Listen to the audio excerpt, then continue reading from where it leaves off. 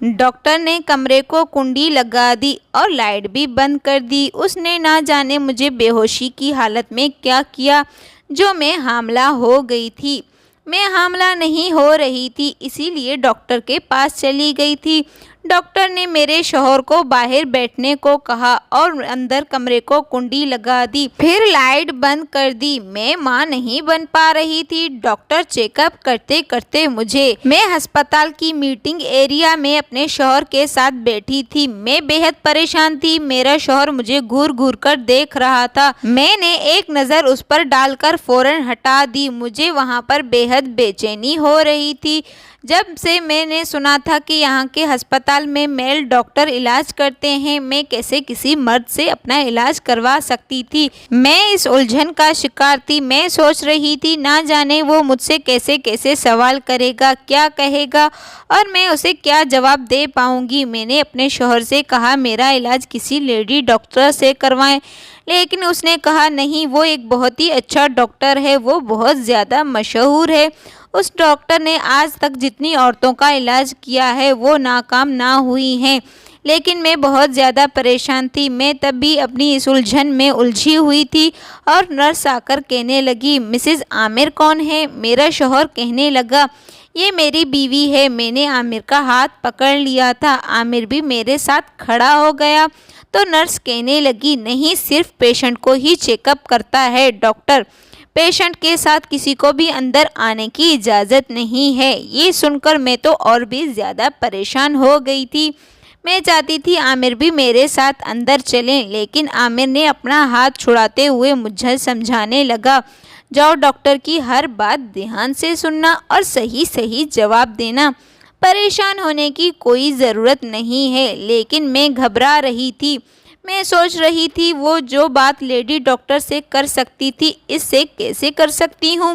مجھے سمجھ میں نہیں آ رہا تھا کہ وہ مرد ڈاکٹر عورتوں کا علاج کرنا ٹھیک ہے۔ میں بہت زیادہ پریشان تھی۔ دوسرے شہروں میں اس بات کو غلط سمجھا جاتا ہے، لیکن میں گاؤں سے تھی، شادی کر کے عامر کے ساتھ شہر میں آ چکی تھی، لیکن میرا تعلق ایک گاؤں سے تھا، اسی لیے میں بے حد جھجک رہی تھی اور اس نرس کے ساتھ ڈاکٹر کے پاس چلی گئی۔ وہ نرس مجھے ڈاکٹر کے روم میں لے گئی تھی۔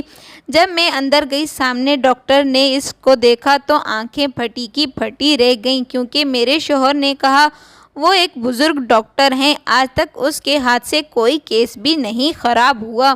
میرے خیال سے اسے تو عمر دراز آدمی ہونا چاہیے، لیکن اسے دیکھ کر میں حیران ہو گئی کیونکہ وہ ایک نوجوان شخص تھا۔ وہ عامر کے عمر کا تھا۔ مجھے دیکھ کر اس نے سامنے کرسی پر بیٹھنے کو اشارہ کیا۔ جب میں کرسی پر بیٹھی تو اس نے نرس کو باہر جانے کو کہا، مجھے مریض کو چیک کرنا ہے۔ جیسے ہی نرس باہر جانے لگی تو ڈاکٹر نے کہا دروازے کو اچھے سے لاک کر دینا۔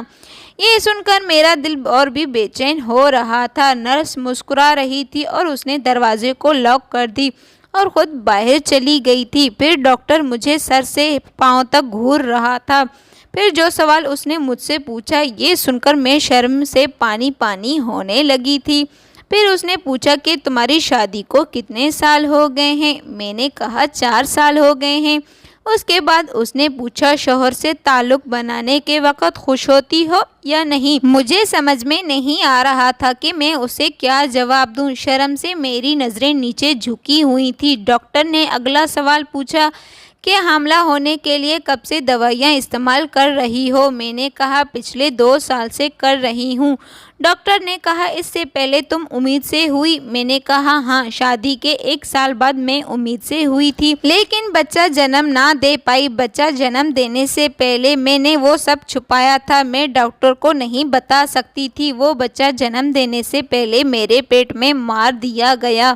میری بات سن کر وہ کہنے لگا اچھا ٹھیک ہے۔ پھر تھوڑی دیر کے بعد بولا تم وہ سامنے والے بیڈ پر لیٹ جاؤ، میں تمہارا چیک اپ کرتا ہوں۔ یہ سن کر تو میرے ہوش اڑ گئے تھے۔ میں نے کہا نہیں، میں آپ سے چیک اپ نہیں کروا سکتی ہوں۔ میری بات سن کر کچھ دیر وہ یوں ہی مجھے دیکھتا رہا، پھر مسکرا کر کہنے لگا کیا ہوا آپ کو پتہ نہیں؟ آپ ایک میل ڈاکٹر کے پاس چیک اپ کروانے کے لیے آئی ہیں۔ میں نے اسے کہا آپ کو یہاں پر ایک لیڈی ڈاکٹر رکھنی چاہیے، تو وہ کہنے لگا اب تم مجھے سمجھاؤ گی کہ مجھے مریضوں کو کیسے چیک کرنا ہے اور کیسے نہیں کرنا ہے؟ تو ڈاکٹر کہنے لگا یہاں پر ہر آنے والی عورت کا میں ہی چیک اپ کرتا ہوں، ان کو تو کوئی اعتراض نہیں ہوتا۔ اگر آپ کو اتنا ہی اعتراض ہے تو آپ کو یہاں پر نہیں آنا چاہیے تھا، آپ نے بیکار میں میرا ٹائم خراب کر دیا ہے۔ یہ کہتے ہی سامنے ٹیبل پر رکھی بیل بجائی تو وہ نرس اندر آ گئی۔ شاید دروازے کی چابی باہر لگی ہوئی تھی۔ نرس نے لاک کھولا تو ڈاکٹر نے کہا ان کے شوہر کو بلایا جائے۔ کچھ دیر کے بعد عامر نرس کے ساتھ اندر آ گیا تو ڈاکٹر نے اسے سامنے کرسی پر بیٹھنے کو اشارہ کیا۔ جب عامر بیٹھ گئے تو ڈاکٹر نے اسے کہا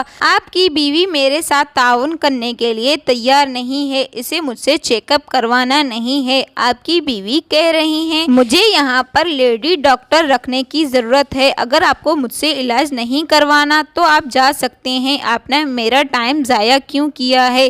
یہ کہہ کر ڈاکٹر چپ ہو گئے تو عامر میری طرف غصیلی نظروں سے دیکھ رہا تھا۔ ڈاکٹر نے کہا آپ انہیں اپنے ساتھ لے کر جائیں، جب یہ راضی ہو جائیں تو میرے پاس انہیں علاج کے لیے لے کر آنا، جب اس کا اپنا دل راضی ہوگا تو میرے پاس علاج کے لیے لے کر آئیں، میں اس کا علاج کروں گا۔ تو عامر نے غصے والے لہجے میں مجھے اٹھنے کو کہا۔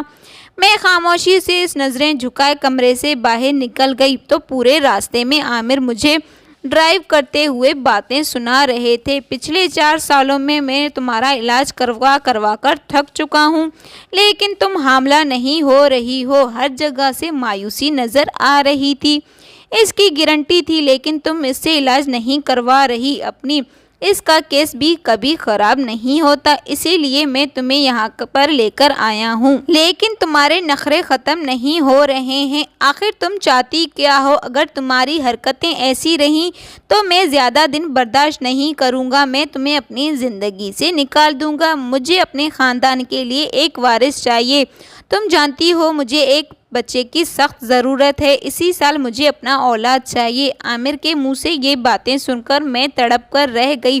میں نے ان کی طرف دیکھا اور کہا شادی کے کچھ مہینے بعد مجھے حمل ہوا تھا، لیکن آپ نے میرے ساتھ وہ ظلم کیا، اسی دوران میرا بچہ ضائع ہو گیا تھا، لیکن وہی خرابی ہے، اسی لیے اولاد نہیں ہو رہی۔ اگر میں بچے کو جنم نہیں دے پا رہی تو اس میں ساری غلطی آپ کی ہے، میری نہیں۔ اگر آپ چاہتے ہیں کہ میرا علاج ایک میل ڈاکٹر کریں تو مجھے بہت زیادہ غصہ آنے لگا، میں پھٹ رہی تھی۔ میں نے عامر کو صاف کہہ دیا اگر آپ میرا علاج میل سے کروائیں گے تو میں کبھی بھی نہیں کرواؤں گی اپنا علاج۔ میری بات سن کر عامر نے گاڑی کی اسپیڈ اور بھی زیادہ کر دی تھی۔ پہلے سے میں بہت زیادہ ڈری ہوئی تھی، میں جانتی تھی وہ غصے میں ایسا کر رہے ہیں۔ میں خاموشی سے بیٹھی رہی اور میں نے کھڑکی سے اپنا منہ نکال کر باہر دیکھ رہی تھی۔ مجھے ڈر بھی لگ رہا تھا، لیکن اگر میں اسے کہتی میں ڈر رہی ہوں، آپ گاڑی کی اسپیڈ سلو کر دیں، لیکن وہ سلو کرنے کے بجائے گاڑی کی اسپیڈ اور بھی زیادہ تیز کرتا۔ وہ ایسا ہی جذباتی تھا۔ ان 4 سالوں میں اسے اچھی طریقے سے جان گئی تھی، اگر میں کسی بات پر اعتراض کرتی تو اسے بہت زیادہ غصہ آ جاتا تھا، وہ جذباتی ہو جاتا تھا، اسی لیے میں چپ چاپ بیٹھی رہی تھی۔ اسے میرا یوں اعتراض کرنا اچھا نہیں لگتا تھا، اسے بہت زیادہ غصہ آتا تھا، میں مجبور ہو جاتی تھی اور اسے منا لیتی تھی، اس کے علاوہ میرے پاس کوئی راستہ نہیں تھا۔ میں بہت زیادہ غریب گھرانے سے تعلق رکھتی تھی، ویسے تو میرے ماں باپ کی ایک لوتی اولاد تھی، لیکن مجھے ایک لوتے اولاد جیسا پیار نہیں ملا۔ پیار تبھی بچوں کو ملتا ہے جب گھر میں خوشحالی ہوتی ہے۔ میں نے تو اپنے گھر میں ہمیشہ غریبی دیکھی تھی۔ جب میں بہت زیادہ چھوٹی تھی تو پاپا کا ایکسیڈنٹ میں دونوں ٹانگیں چلی گئی تھی اور ایک بھی ہاتھ چلا گیا تھا، تبھی میری ماں دوسروں کے گھر کام کرتی تھی اور تبھی ہمارے گھر کا چولہا جلتا تھا۔ میرے بابا ہمیشہ چارپائی پر پڑے رہے۔ جب میں 15 سال کی ہوئی تو ابا اس دنیا کو چھوڑ کر اور ہمیں چھوڑ کر چلے گئے تھے۔ میری ماں تو ویسے بھی کام کرتی تھی اور ابا کے جانے کے بعد بھی وہ کام کرنا تھا، کیونکہ گھر میں کمانے والا کوئی نہیں تھا۔ अम्मा कमा कर मुझे खिलाती थी और 5वीं क्लास के बाद मैंने पढ़ाई छोड़ दी थी क्योंकि पढ़ाई में मुझे दिलचस्पी नहीं थी। हालांकि मेरी माँ बहुत ज़ोर लगाकर मुझे पढ़ाने के लिए कहती, पर मैं अपने पैरों पर खड़ी होना नहीं चाहती थी। लेकिन मेरा मन पढ़ाई में बिल्कुल भी नहीं लगता था। घर अपना था, इसीलिए ज़्यादा वक़्त नहीं मिलती थी। अम्मा को जितने भी पैसे मिलते थे जैसे तैसे करके मेरी फ़ीस भर लेती थी। अम्मा तो मुझे आगे पढ़ाना चाहती थी, कहती थी आगे पढ़कर अपनी ज़िंदगी को कुछ बना। अम्मा कहती थी मेरी ज़िंदगी तो जैसे तैसे कट जाएगी, मैं तेरी ज़िंदगी को खुशहाल बनाना चाहती हूँ।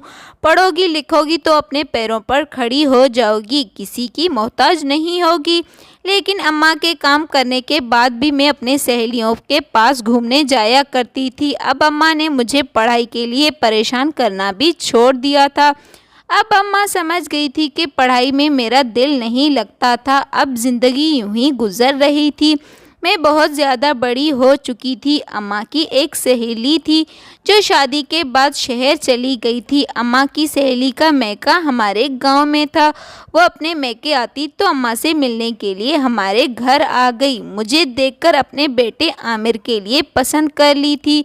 हालांकि मेरी अम्मा ने उसे कहा था हमारे पास देने को कुछ भी नहीं है। लेकिन अम्मा की सहेली को मैं बहुत ज़्यादा पसंद आ गई थी और उसे अम्मी का बोझ भी हल्का करना था क्योंकि अम्मी अब बीमार रहने लगी थी। इसने अपने बड़े बेटे आमिर के साथ मेरी शादी करवा दी। आमिर और मेरी शादी के 5-6 महीने के बाद अम्मी वफ़ात कर गई। मैं ख्यालों की दुनिया से एकदम चौंक कर निकली थी क्योंकि गाड़ी घर के सामने ज़ोर से ब्रेक मारकर रुक गई थी। मेरा सर सामने बोर्ड पर टकराते टकराते बच गया था। मेरे उतरने से पहले आमिर गाड़ी से उतरकर ज़ोर से दरवाज़ा बंद कर दिया और ख़ुद जाकर घर का ताला खोलने लगा। मैं समझ गई थी आज मेरी शामत आ गई है। मुझे तो इंसान नहीं दिमाग की मरीज़ी लगता था। जब से मेरी शादी हुई कभी खुशी नसीब ना हुई थी। मुझे समझ में आ गई थी कब कोई बात इंसान के मिजाज के ख़िलाफ़ हो जाए तो उस दिन मेरी ज़िंदगी जहन्नम बन जाएगी। जब हम लोग घर में दाखिल हुए तो उसने मुझसे ज़ोर से दबोच कर हाथ पकड़ा और गुस्से से मुझे कमरे के अंदर लेकर गया और बेड पर धक्का देकर कहने लगा, बहुत ज़्यादा तुम्हारी ज़बान चलने लगी है, आज मैं तुम्हारी ज़बान काट दूंगा तुम्हें मेरे सामने। तुम जानती हो मुझे बहस करना पसंद नहीं है, तुम मेरे सामने बहस क्यों करती हो? अगर आइंदा ऐसी गलती हुई तो मैं तुम्हें नहीं छोड़ूंगा। आज मैं तुम्हें माफ़ कर रहा हूँ। आज मेरी बात कान खोलकर सुन लो। कल मैं तुम्हें उस डॉक्टर के पास लेकर जाऊंगा। खामोशी से अंदर चली जाना और डॉक्टर से चेकअप करवा लेना। मुझे समझ में आ गई थी आमिर को बहुत गुस्सा आ रहा है, इसीलिए मैं चुपचाप बैठी रही। अगर मैं उसे इनकार कर दूं तो वो मेरे मुंह पर थप्पड़ों की बारिश बरसा देगा। वैसा ही था, जिद्दी जुनूनी गुस्से वाला। गुस्से में कुछ भी दिखाई नहीं देता था, इसीलिए मैं अपनी ज़बान बंद करके रखी थी। अगले दिन वो मुझे डॉक्टर के पास लेकर गया। मैं अंदर कमरे के चली गई तो डॉक्टर मुझे देखकर मुस्कुराने लगा और कहने लगा, बेड पर लेट जाओ। इस बार मैं खामोशी से लेट गई तो वो मुझे चेकअप करने के लिए आया। उसने कमरे की लाइट बंद कर दी तो मेरे पैरों तले ज़मीन निकल गई।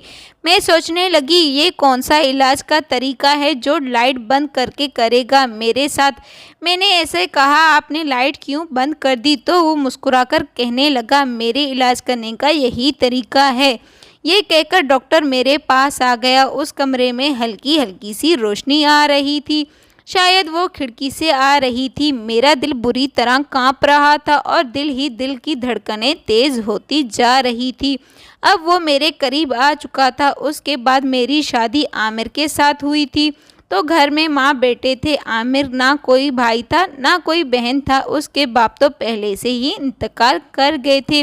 मेरी सास बहुत ज़्यादा अच्छी थी, लेकिन आमिर के रवैये से ऐसा लगता था कभी आग तो कभी पानी। मैं इसके रवैये से परेशान हो गई थी। कभी कभी तो मेरी बड़ी से बड़ी बात को नज़रअंदाज कर देता था। कभी ऐसा था कि ज़रा सी बात पर मुझ पर लड़ने झगड़ने लगता था। जब तक मेरी सास जिंदा थी वो मेरी खातिर आमिर से लड़ती रहती थी, कहती थी तुम इस बेचारी के पीछे क्यों पड़े रहते हो, یہ بیچاری تمہارے آگے اف بھی نہیں کہتی ہے، لیکن تم اپنے آپ میں کچھ بدلاؤ لے کر آؤ۔ اب تم شادی شدہ ہو، ہر وقت لڑنا جھگڑنا اچھی بات نہیں ہے، لوگ تم پر ہنسیں گے۔ شادی کو 1 مہینہ گزر گیا تھا اور شادی کے 1 مہینے بعد میں عامر سے تنگ آ چکی تھی۔ اس 1 مہینے کے اندر عرصے تک میں روتے روتے گزار کر منا لیتی تھی، اور اگر کسی بات پر ناراض ہو جاتا تب تک میں اس کے آگے گڑ گڑاتی اور معافیاں نہ مانگتی تو وہ مجھ سے بات نہیں کرتا تھا۔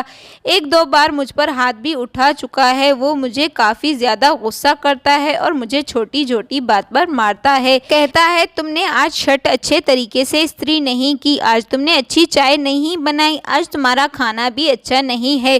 وہ ہر چھوٹی چھوٹی بات پر مجھے مارتا ہے، حالانکہ میں اپنی طرف سے کوشش کرتی ہوں جیسا اسے پسند آئے ویسا ہی کام کرتی ہوں، لیکن پھر بھی وہ ہر وقت مجھ سے لڑتا رہتا ہے۔ شادی کے کچھ مہینوں کے بعد جب میں پہلی بار امید سے ہوئی تو عامر نے میرا وہ حال کیا کہ سننے والوں کی روح کانپ جائے گی۔ ان دنوں میں جب میں امید سے تھی تو میری طبیعت سست لگ رہی تھی۔ میری ساس نے مجھے پاس میں کلینک ڈاکٹر کے پاس لے کر گئی۔ ڈاکٹر نے 2 ٹیسٹ لکھ کر دیے، ٹیسٹ کیے، اس کے بعد اس نے خوشخبری سنا دی۔ یہ خبر سن کر میں بہت زیادہ خوش ہو گئی تھی اور سوچنے لگی شاید یہ خبر میں عامر کو سناؤں گی تو وہ سدھر جائیں گے، میرا خیال رکھیں گے، لیکن یہ میری غلط فہمی تھی۔ جب میری ساس نے یہ خبر عامر کو سنائی تو وہ غصے میں سہم گیا اور پریشان ہونے لگا، اس کی آنکھیں لال ہوتی جا رہی تھیں۔ مجھے لگ رہا تھا جیسے وہ اپنے آپ میں غصہ برداشت کر رہا ہے، جیسے کہ وہ غصے کو دل ہی دل میں پی رہا ہے۔ یہ دیکھ کر میں بری طرح کانپ گئی، مجھے سمجھ میں نہیں آ رہا تھا ایسی خبر سن کر غصہ کیوں آ رہا ہے۔ جب میں رات کو کمرے میں چلی گئی تو وہ بیڈ پر بیٹھ کر سگریٹ پی رہا تھا، پورا کمرہ دھوئیں سے بھرا ہوا تھا۔ جب میں نے ٹیبل پر سائیڈ دیکھا تو وہ سگریٹ کے ٹکڑوں سے بھرا ہوا تھا۔ یہ دیکھ کر مجھے کہنے لگا ہمارے شادی کو کچھ مہینے ہوئے ہیں اور تم بچہ پیدا کرنے جا رہی ہو۔ او گاؤں کی جاہل عورت، کچھ زندگی کو انجوائے کرنا سیکھو، ابھی تو شادی ہوئی ہے لیکن تم بچہ پیدا کرو گی، یہ ذمہ داری میں نہیں اٹھا سکتا۔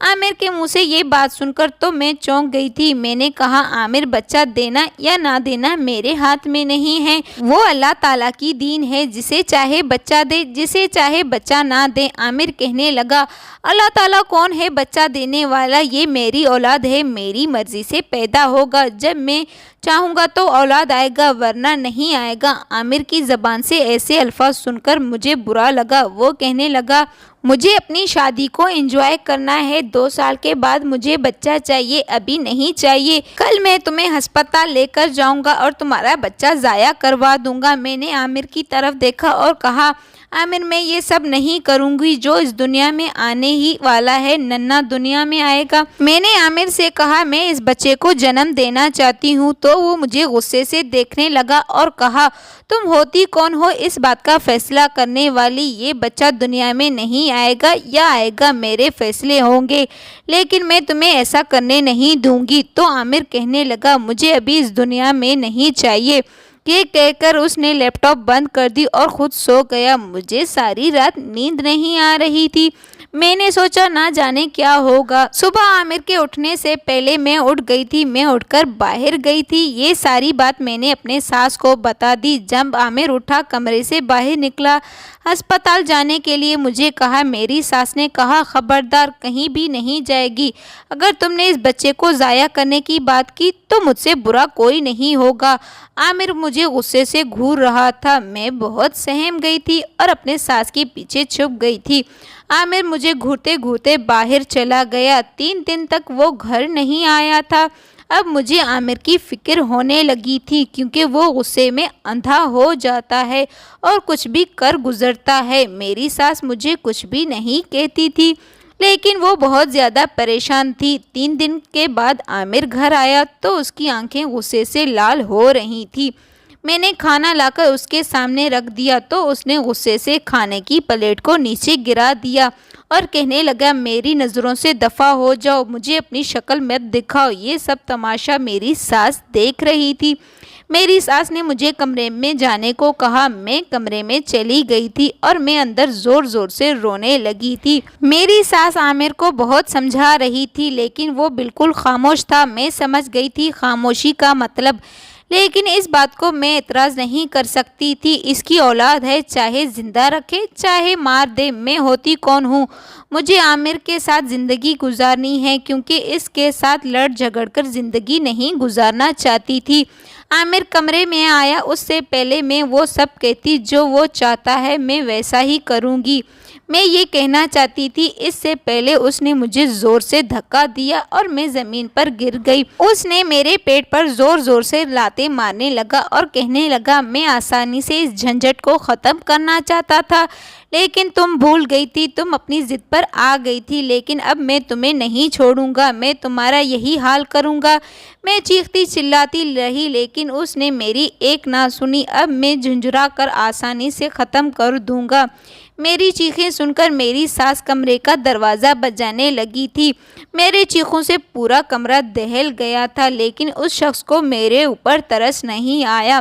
میری ساس رو رو کر دروازہ بجا رہی تھی اور عامر سے منتیں کر رہی تھی۔ عامر نے مجھے اتنا مارا کہ میری آدھی کی آدھی جان جا چکی تھی۔ میری چیخیں اتنی تیز کہ آس پڑوس کے لوگ سب میرے ساس کے پاس آ گئے اور میرے ساتھ میری ساس زور زور سے رو رو کر دروازہ بجا رہی تھی کہ خدا کے واسطے تم ایسا ظلم نہیں کرو، تمہیں اللہ سے ڈرنا چاہیے۔ لیکن عامر نے دروازہ نہیں کھولا۔ میری ساس رو رو کر وہیں پر بیٹھ گئی تھی۔ عامر نے جب دروازہ کھولا، جب اس نے میرے اندر ننھے وجود کو ختم کر دیا تھا، میرے آنکھوں سے آنسو بہہ رہے تھے۔ عامر کمرے کا دروازہ کھول کر خود باہر چلا گیا۔ میری ساس دوڑتی میرے پاس آئی۔ میری حالت ایسی ہو رہی تھی جیسے میں آج ہی مر جاؤں گی۔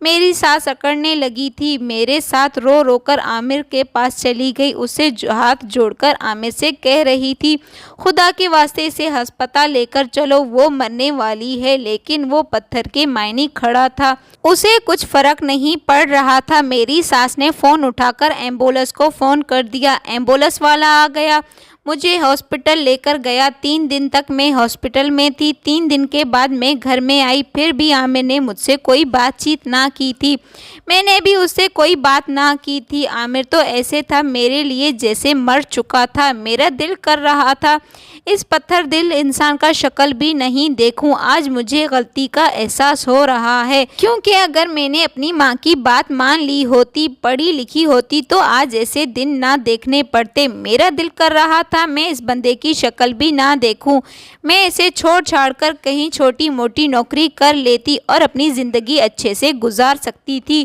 لیکن اب میں کیا کرتی، لاچار تھی، اسی لیے اس کے پیروں تلے مٹی کی طرح چپ چاپ بیٹھی رہی۔ میرے سر پر ہاتھ رکھنے والا نہ باپ تھا اور نہ ہی ماں تھی، نہ ہی میرے پاس پڑھائی تھی، اسی لیے عامر میری بے بسی کا فائدہ اٹھا رہا تھا۔ میری ساس بہت اچھی تھی، وہ میرا خیال رکھتی تھی۔ عمر کے ساتھ ساتھ وہ بوڑھی ہوتی جا رہی تھی اور کئی بیماریوں میں مبتلا تھی۔ ایک دن عامر مجھ سے خود بات کی لیکن میرا دل نہیں کر رہا تھا بات کرنے کو، پھر بھی میں نے اپنے دل کو سمجھاتے ہوئے عامر سے بات چیت کرنی شروع کر دی تھی۔ یا تو عامر کے ساتھ اپنی زندگی گزارتی یا اسے چھوڑ کر اپنے میکے واپس جانا چاہتی تھی۔ میرے میکے میں کوئی نہیں تھا، دل پر پتھر رکھ کر میں نے اسے بات چیت شروع کر دی تھی کیونکہ اس کے علاوہ میرے پاس کوئی راستہ نہیں تھا۔ 1 سال تک عامر نے مجھے کون سی دوائی کھلائی تھی کیونکہ اسے بچہ نہیں چاہیے تھا۔ وہ جیسا بھی کرتا تھا میں خاموش رہتی تھی۔ اس دوران میری ساس بھی اس دنیا کو چھوڑ کر جا چکی تھی، وہی تھی میری ہمت بن جاتی تھی، لیکن عامر تو جیسے آزاد ہو چکے تھے۔ ماں کے سامنے نرمی سے بات کرتا تھا لیکن ابھی اسے چھوٹ مل گئی تھی، کبھی مجھے برتن اٹھا کر مارتا تو کبھی مجھے جوتے اٹھا کر مارتا تھا۔ لیکن ایک دن اچانک عامر کہنے لگا مجھے اب بچہ چاہیے۔ یہ سن کر میں اداس ہو گئی تھی کیونکہ میرے اندر وہ خواہش ختم ہو چکی تھی، میں کبھی ماں نہیں بنوں گی۔ جب عامر نے مجھے کہا مجھے بچہ چاہیے، پھر اس نے مجھے وہی دوائیاں کھلانی بند کر دی تھی۔ ایک دن اس نے مجھے لیڈی ڈاکٹر کے پاس لے کر گیا تو لیڈی ڈاکٹر نے کہا پہلا بچہ ضائع ہونے کی وجہ سے تمہارے اندر ایک ایسی प्रॉब्लम पैदा हो गई है जिसकी वजह से तुम कभी भी माँ नहीं बन सकती हो। आमिर ने जो मुझ पर जुल्म और ज्यादती की थी उसकी वजह से खुदा ने मुझसे खुशी छीन ली थी। एक दिन मुझ पर ये राज खुल गया। मेरी सास ने मरने से पहले आमिर के बजाय अपनी सारी जायदाद अपने पोते या पोती के नाम कर गई थी। इसीलिए आमिर को औलाद चाहिए था, क्योंकि अगर कोई बच्चा होगा या लड़का या लड़की सारी जायदाद उसके नाम हो जाएगी। लेकिन अभी तक हमें कोई औलाद ना थी, इसीलिए सारी जायदाद सरकार के कब्जे में थी। सरकार हमें सिर्फ खर्चे के लिए कुछ पैसे दिया करता था। एक दिन आमिर ने मुझे गुस्से में लड़ते हुए बताया इसीलिए उसे औलाद चाहिए, वरना उसे कभी नहीं चाहिए था। लेकिन आमिर ने औलाद को कोई दिलचस्पी नहीं था, इसे तो सिर्फ जायदाद में दिलचस्पी थी। अगर औलाद होती तो सारी जायदाद उसके नाम हो जाती। आमिर को एक दिन किसी ने उस डॉक्टर के बारे में बताया तो आमिर मुझे उस मेल डॉक्टर के पास लेकर गया। जब डॉक्टर मेरे पास आया उसने मुझे इंजेक्शन लगा दी और जब मैं बेहोश हो गई थी, ना जाने कितने दिनों के बाद मुझे होश आया। मैंने आंखें खोल कर देखा, मैं प्राइवेट अस्पताल के एक रूम में थी और मेरे हाथ पर डिप लगी हुई थी, लेकिन मेरे जिस्म में बहुत कमज़ोरी महसूस हो रही थी। मुझे कुछ भी याद नहीं था मेरे साथ क्या हुआ। तभी अचानक वो डॉक्टर मेरे सामने आ गया और फ़ोन पर किसी से बातें कर रहा था। अच्छा आप जल्दी आ जाएं, आपकी बीवी उम्मीद से हैं, वो बच्चा पैदा होने वाला है। तभी मेरा दिमाग चकरा गया। मैं समझ गई थी मैं कितने महीनों से इस अस्पताल में पड़ी हूँ। ये तो मुझे पता ना था और ना जाने मेरे साथ क्या क्या हुआ था। मैं अचानक बेहोश हो गई थी। इंजेक्शन लगाने के बाद मुझे होश नहीं आया तो मैं उम्मीद से थी। मैं ये सोच कर मेरा दिमाग घूम रहा था और डॉक्टर ने मुझे होश में देखा तो मुस्कुराकर कहने लगा, कैसी हैं आप, आपको कैसा महसूस हो रहा है। मैंने उसे गुस्से से देखा और पूछा, मैं इतने महीनों से यहाँ पर हूँ, आपने मेरे साथ क्या किया है। वो कौन है जो उम्मीद से है और आप किसको बता रहे हैं। तो वो कहने लगा, मैं आपके शौहर को बता रहा हूँ, आप उम्मीद से हैं। आपके शौहर ने खुद इजाज़त दी थी, मैंने आपका इलाज किया। और मैंने उसे कहा मैं कब की बेहोश हूँ। तो वो कहने लगा, मैं आपको क्या बता सकता हूँ। मैंने उसे कहा, लेडी डॉक्टर ने मुझे कहा था मैं कभी भी माँ नहीं बन सकती हूँ, तो आपने मेरे साथ क्या किया है, मैं उम्मीद से हो गई हूँ। तो वो कहने लगा, आप सिर्फ 3 दिन से बेहोश पड़ी हैं, आपके शौहर को बच्चा चाहिए था, लेकिन आप नॉर्मल तरीके से बच्चा नहीं हो रहा था, इसीलिए हमने आपका अंदरूनी इलाज किया है जो आपका शौहर चाहता है। मेरे आंखों से आंसू बह रहे थे। मुझे किसी हद तक आमिर से नफरत हो गई थी। मैंने सोचा भी नहीं था वो अपनी बात मनवाने के लिए किसी हद तक गिर सकता है, लेकिन उसका अंदाज़ा नहीं था उसके बाद जो हुआ। लेकिन 9 महीने के बाद मुझे बेटा पैदा हुआ। मैं अस्पताल में थी, आमिर को किसी ने फ़ोन कर दिया, आपको बेटा पैदा हुआ है। वो फ़ौरन दौड़ता ड्राइव करता अस्पताल आने लगा। तभी रास्ते में अचानक उसका एक्सीडेंट हो गया। खुदा ने उसे औलाद का देखना भी नसीब नहीं किया था, वो रास्ते में ही मर चुका था। आमिर जिस तरह की बातें करता था खुद को खुदा से भी ऊपर समझता था, लेकिन खुदा से ऊपर कोई नहीं है। सब कुछ जीना मरना सब कुछ खुदा के हक में होता है, ऐसे ही कुछ दावे आमिर कर रहा था। वो कहता था, जब चाहूँ अपने बच्चे को इस दुनिया में ला सकता हूँ, जब चाहूँ उसे मार सकता हूँ, लेकिन उसे क्या पता खुदा के सिवा कोई बड़ा खुदा नहीं होता। खुदा की मर्जी जिसमें होती है वो होकर रहता है, खुदा की जिसमें मर्जी नहीं होता तो एक पत्ता भी नहीं हिलता। मैंने अपने बेटे को बहुत प्यार से सीने से लगाकर रोने लगी और अपनी सास को याद करने लगी थी। मेरी सास खुदा से पोता या पोती मांगती थी, लेकिन आमिर जैसा औलाद अल्लाह किसी को भी ना दे। आमिर की लाश को दफनाया गया। सब लोग समझ रहे थे, मुझे बहुत ज़्यादा सदमा लगा है। आहिस्ता आहिस्ता ज़िंदगी अपने रास्ते पर आ रही थी। मेरी सास ने सारी जायदाद अपने पोते के नाम कर दी थी, लेकिन कानूनी तौर पर वो सारी जायदाद अब हम लोगों के हो गए हैं। मेरी ज़िंदगी अच्छी खासी गुजर रही थी अपने बेटे के साथ। मैंने अपने बेटे का बहुत ही अच्छे तरीके से परवरिश किया, क्योंकि हम 2 माँ बेटे थे। अगर बैठकर भी खाते तो वो जायदाद कम ना होती। तो मोहतरम नाजरीन, अगर आप लोगों को ये कहानी पसंद आई हो तो वीडियो को लाइक और चैनल को सब्सक्राइब कर देना। मज़ीद अच्छी वीडियोस देखने के लिए हमारे साथ ही जुड़े रहिए। आज के लिए इतना ही काफ़ी है, फिर मिलते हैं कल। अल्लाह हाफिज़। आपका इस बारे में क्या राय है कमेंट्स बॉक्स में ज़रूर बताना।